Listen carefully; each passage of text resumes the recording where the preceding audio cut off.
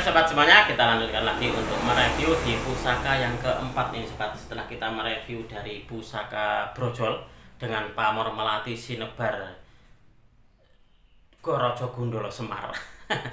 Jadi brojol, pamornya melati sinebar dan juga Rojo Gundolo Semar. Kita akan lanjutkan lagi untuk mereview di pusaka selanjutnya, yaitu pusaka yang keempat sobat. Kita akan mengambilnya.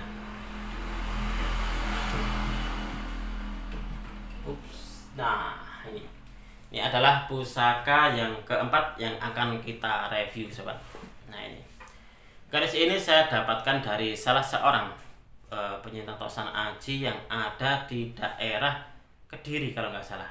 Jadi di daerah Kediri.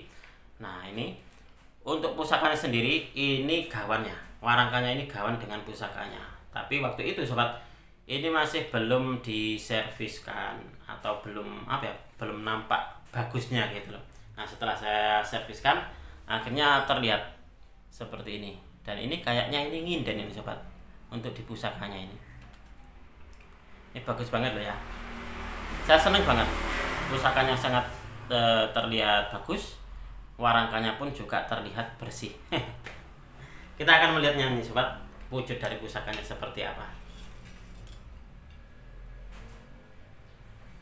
Nah ini adalah pusakanya sobat. Kalau kita melihatnya, ini looknya look 5. Bisa dikatakan dapurnya sangat sederhana sekali. Jadi sangat sederhana, dan pamornya pun juga sederhana sobat. Karena apa?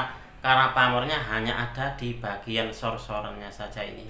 Nah ini kalau untuk saya pribadi, ini masuk di pamor nunggak semi.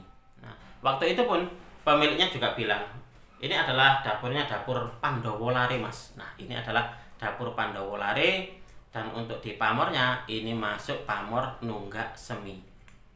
Sangat-sangat luar biasa sekali. Dan ini untuk di bagian atasnya ini kayaknya nggak ada pamornya memang. Ya memang seperti ini. Nah, coba kita akan melihat lebih detail tentang dapurnya. Kita akan melihat bilahnya seperti apa, dan juga nanti akan saya bacakan kepada panjenengan tentang filosofi dari dapurnya dan juga filosofi dari pamornya seperti apa. Sangat-sangat luar biasa sekali, dan ini masih sangat layak ini untuk dijadikan sebagai koleksi pribadi. Karena apa? Karena warangkanya bagus, bilahnya pun pusakanya juga masih sangat bagus ini sobat. Keren banget ini, asik. Oke, saya balik untuk kameranya biar panjenengan bisa melihat lebih detail tentang pamor dan juga bilahnya seperti apa.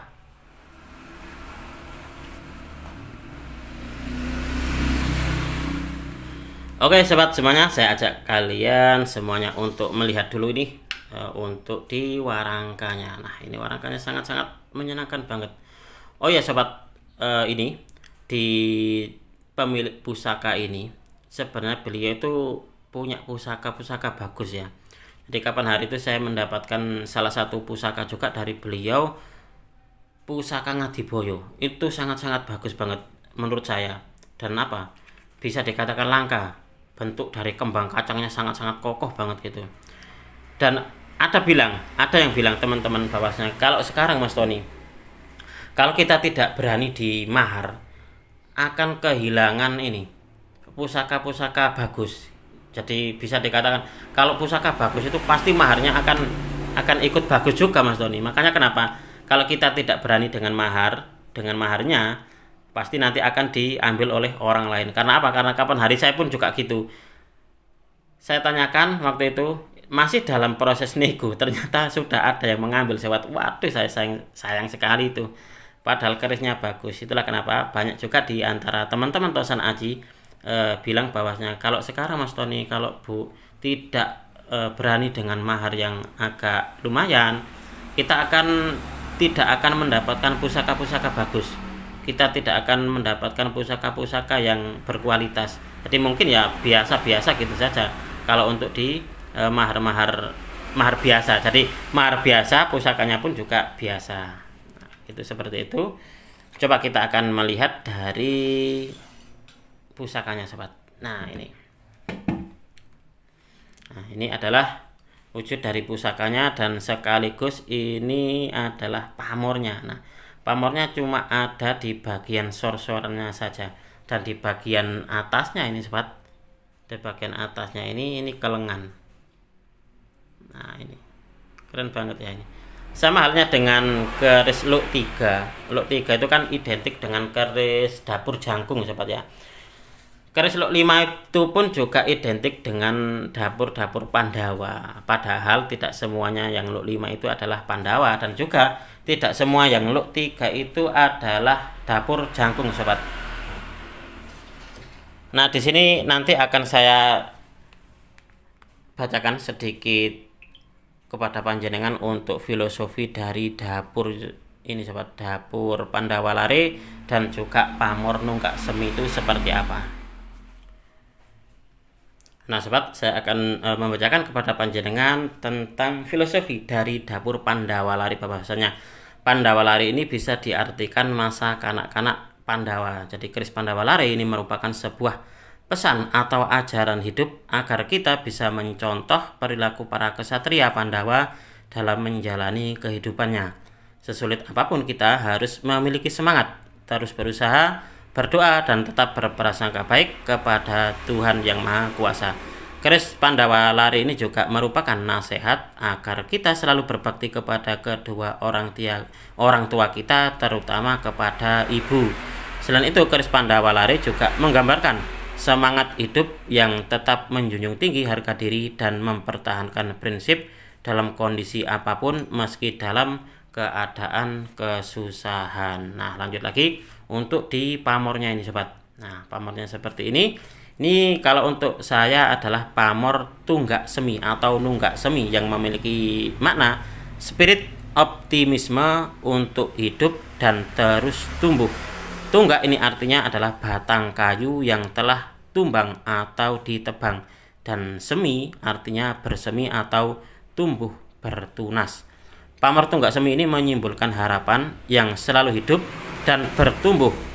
Tuah pamor tunggak semi ini khusus untuk melancarkan rezeki dan meningkatkan perkembangan usaha dan menstabilkan perekonomian pemilik. Jadi pamor tunggak semi ini memiliki makna walaupun sudah tumbang tapi masih bisa tumbuh dan bersemi kembali dan menjadi besar, membawa manfaat. Intinya dalam kehidupan ini, walaupun dalam keadaan terpuruk, tetap masih ada harapan untuk bangkit dan berkembang lagi. Benar memang bahwa kesuksesan suatu usaha ada di tangan Tuhan, sedangkan manusia hanya bisa berusaha. Dan ingat juga bahwa memiliki keris pamor tunggak semi ini juga merupakan usaha, merupakan sebuah ikhtiar untuk membantu Anda meraih kesuksesan dan juga kejayaan hidup. Di sini saya mendapati bahwasanya antara dapur dan juga pamor ini sinkron sobat. Bisa dikatakan nyambung. Jadi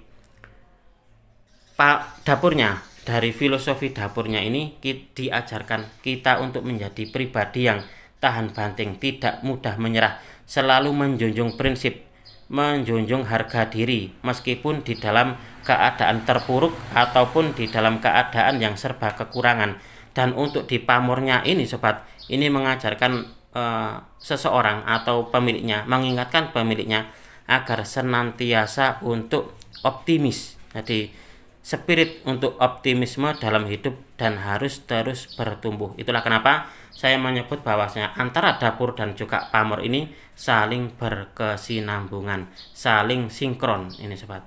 Nah gitu.